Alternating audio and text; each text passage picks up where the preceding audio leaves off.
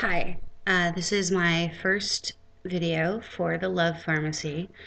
Um, it's a collaborative channel for people who are living with chronic illness or their caretakers.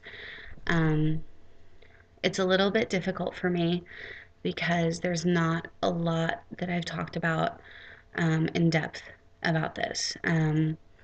This, where's the camera? This was my mom.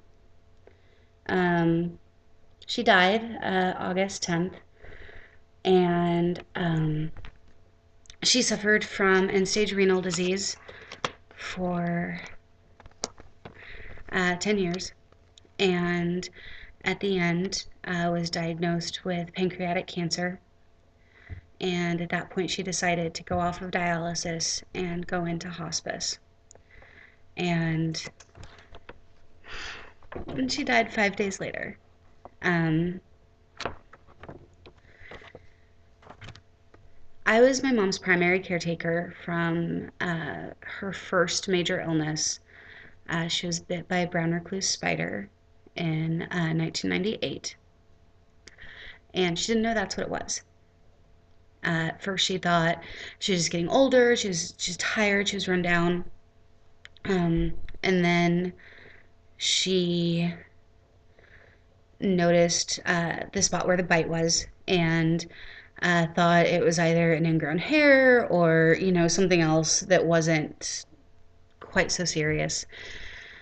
It's really difficult for me because I think that she was ignoring a lot of her symptoms at that time because she was getting me ready to go away to school. And so as she got kind of more and more run down, and then she started thinking, well, maybe I'm just depressed because my youngest child is leaving. She made a lot of excuses. And then finally, when it got so bad, she did go into an urgent care clinic, and it was misdiagnosed as just some kind of skin lesion. And a week later, which was the first time I saw it, it was is really bad. I don't necessarily want to get into the graphicness of that here, but I insisted she go to the hospital with her particular HMO at the time. We were supposed to wait for her general practitioner to uh, give her a referral to the emergency room, which I didn't understand at all. It's an emergency. That's kind of really the definition. Um, and waited about 8 hours until her GP could say, yeah, okay, yeah, you can go to the emergency room. Went to the emergency room. They admitted her to ICU almost immediately. And basically, that's when her organs started to shut down. And my mom had been diagnosed with diabetes. She had diabetes from diagnosed when she was 40. So the idea of diabetic systems shutting down, um, especially kidney and liver failure, is a very common symptom of the disease. But at that point in time, she had her sugars so under control. She was leading a very happy and very active life. She worked 40 hours a week. She volunteered on a board because my mom's passion was education for young children. And so she volunteered on several boards for that, was the president of one. And so she was living her life very, very much. She wasn't sitting at home drinking. She wasn't doing all these things that we later came into kind of a headbutting situation with medical personnel. They were like, oh, well, you're over 50 and you have diabetes, so obviously your kidneys are going to shut down. And that wasn't really the case with my mom. I'm kind of thinking about now about doing a forensic examination of her medical records just to see if there wasn't anything else there that was missed. I don't want to get money or anything for it. I just want to be able to say if there was something else, especially with it being a spider bite and things like babesia, um, it could give a voice to someone later. And I think that that's probably the most important thing is with chronic illness as the caretaker. um, I think that maybe you're not taken as seriously as you should be by your medical professionals, especially in emergency room or urgent care situations. Um, and I think that that's really unfortunate. It's something that I witnessed a lot, and um, it's very unfair. And I understand that life isn't fair and we should all get over it.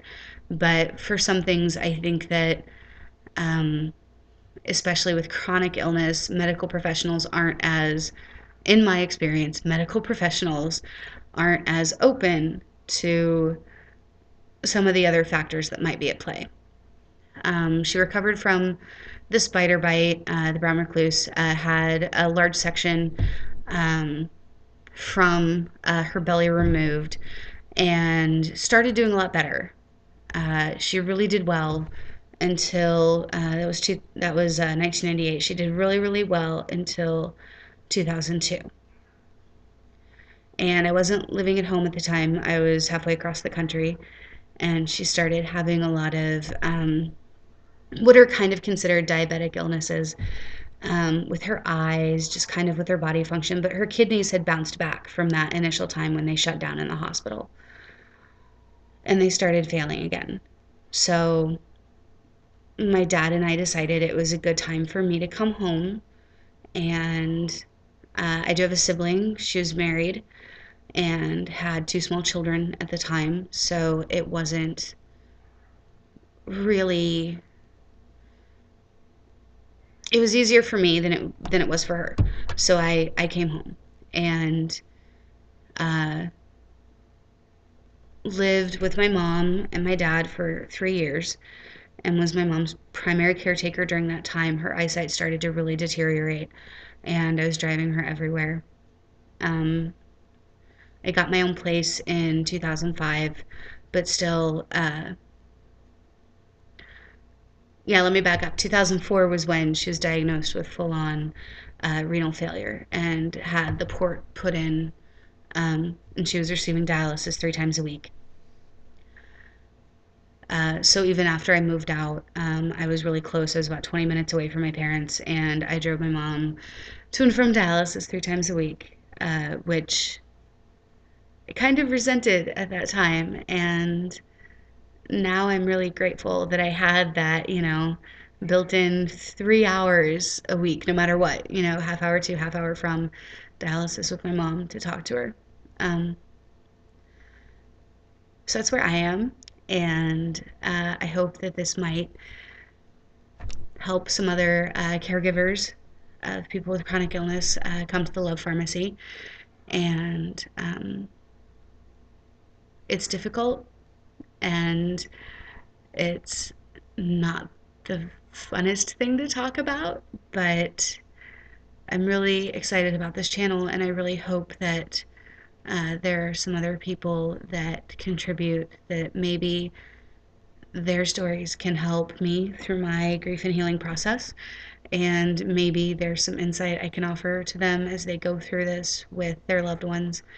Um, I'm also good friends with McPeeper Spy, and she has chronic Lyme disease, and it's a very difficult thing. I'm not her primary caregiver by any means, but as someone who cares very much for her, um, it's a difficult disease to live with, as I see. And um, as a caregiver and as just the other caring people in someone's life, it's a difficult position to be in because you're never going to be the one that can say, "Oh, I have this magic thing that's suddenly going to make you better." And